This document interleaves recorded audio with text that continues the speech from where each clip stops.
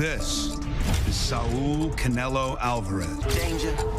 This is Terence Bud Crawford. Canelo versus Crawford. A true super fight. The showdown between Terence Crawford and Canelo Alvarez is nothing short of historic. Step back into fight week to relive the biggest moments and hear the bold predictions from top experts. Hagler and Leonard and Duran and Tommy Hearns and those kind of fighters. And by the way, Sanchez and Gomez and the great fights from years ago. This is one of those, and you're all a part of it. Long before the opening bell, on those quiet mornings when the city still sleeps, two men push their bodies through the relentless trials that forge greatness. In those training camps, Terence Crawford and Canelo Alvarez lived inside that grind, each team its own universe, preparing for destiny.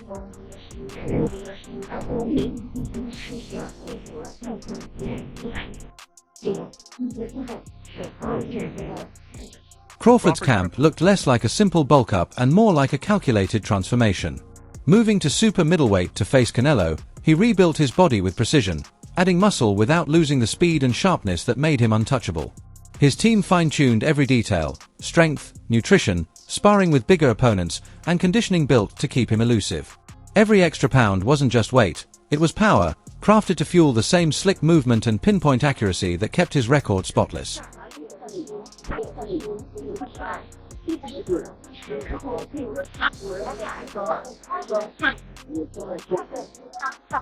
On the other side, Canelo's camp unfolded like a masterclass in controlled intensity.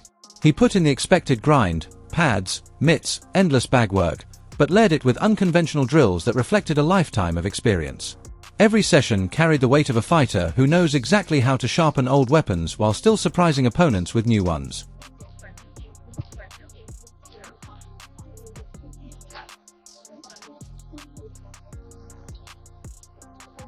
He mixed in drills that spoke to more than just boxing, kicking a soccer ball to sharpen footwork and vision, switching between precision technical work and flashes of raw athleticism that reminded everyone he was still the dominant force at 168.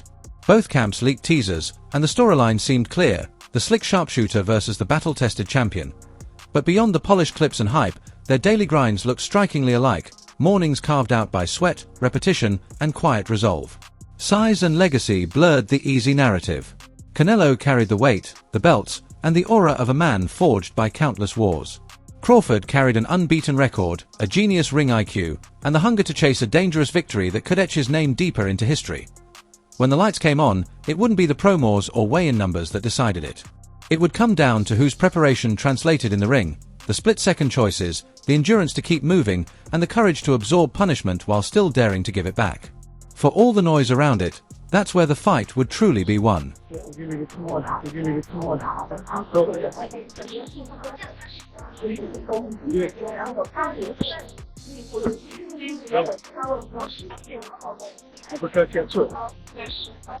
Boxing legend Roy Jones Jr. didn't shy away from making a bold call ahead of Crawford Canelo. While much of the pre-fight chatter focused on Bud moving up in weight, Jones dismissed the idea that size would be a decisive factor. "Terence has been bulking up to the weight just like I did as a heavyweight," Jones told the Ring. "If he can handle super middleweights and light heavyweights in training, he can deal with them in the fight. The weight shouldn't even be an issue." Pressed on where he'd put his money, Jones leaned toward Crawford. His reasoning was simple: versatility. If Canelo fights the absolute perfect fight, yes, he can win. But Crawford has 6 different ways to beat him. "I'm betting on the man with 6 options over the man with 1. That wasn't the only platform where Jones raised doubts about Canelo. On All the Smoke, he suggested Crawford was still burning with ambition, while Canelo's hunger may have cooled, though he didn't spell out why. The implication was clear: drive matters, especially when climbing mountains this steep. Crawford, after all, wasn't stepping into easy waters. A jump in weight, ring rust, and the stylistic puzzle of Canelo made this the first fight where he couldn't rely on overwhelming dominance. It sparked whispers that Bud might have reached his physical ceiling. Canelo, meanwhile, was also under scrutiny. His recent unanimous decision win over William Skull set all the wrong records on CompuBox, raising eyebrows about his offensive output. True, Skull's safety-first style bore much of the blame, but questions lingered. Could Canelo still cut off the ring and still impose his will deep into fights? Skepticism before career-defining bouts isn't new. History shows it often gets proven wrong. 4 fighters destined for the Hall of Fame, these doubts are storms to be weathered, not verdicts to be accepted. Others weighed in, too. Jeff Horn, the man Crawford dismantled in 2018 to win his first welterweight title, foresaw 2 possible scripts: either Canelo jumps on him early with size and power, or Crawford weathers the storm and picks him apart late. Bud's accuracy is scary. If he survives those opening rounds, he could stop Canelo down the stretch. Then came Andre Ward, one of the sport's most respected voices. Ward broke down the clash on Instagram, noting that both men are puncher boxers at heart, fighters who box only to set up damage. But he insisted that in September, both would need to flip that balance. They can't just chase power. They'll need to be boxer punchers. For a while, Ward stopped short of making a pick. But in an August 29th interview with Fight Hype, he made it plain, "I'm going with Terence Crawford. Big weight jump, dangerous fight. But until someone proves they can break his will, I'm not betting against him." Not everyone shared that confidence. Ryan Garcia, speaking the same week on Cigar Talk, thought Bud would land plenty but doubted it would matter. "He'll touch Canelo, but those punches won't have the effect he's used to. I don't see him winning." Bud's gonna do good. He's gonna do good, but I don't think he's gonna win. But I do see Bud like getting a lot of punches off, being able to tag Canelo with some good shots, but they have no effect. That's the thing. He has the best chin that I've ever Bro, seen. and nothing moves his head. In the end, Garcia gave Crawford his respect, calling him one of the best fighters in the world, but predicted that this challenge might simply be too much.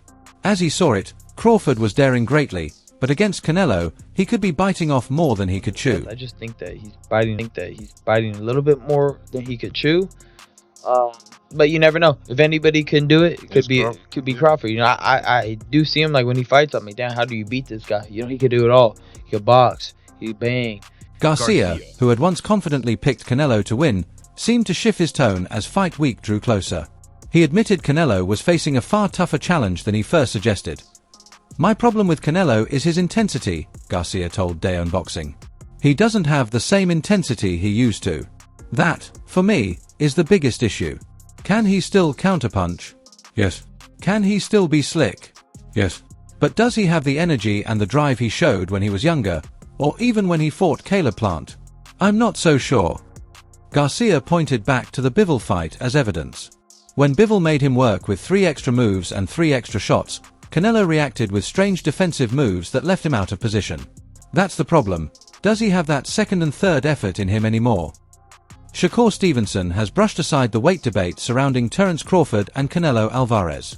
To him, Crawford's talent, ring IQ, and complete skill set outweigh any supposed size disadvantage. Stevenson points out that Crawford has faced a wide variety of styles and high-level opponents, giving him the tools to handle a challenge of this magnitude. Boxing isn't just about weight, Stevenson stresses. It's about timing, precision, and the ability to take away what your opponent does best. In his view, Crawford has repeatedly shown the adaptability to thrive under any circumstance. For Stevenson, the fight won't be decided by size, but by execution, and his confident Crawford has what it takes to beat Canelo.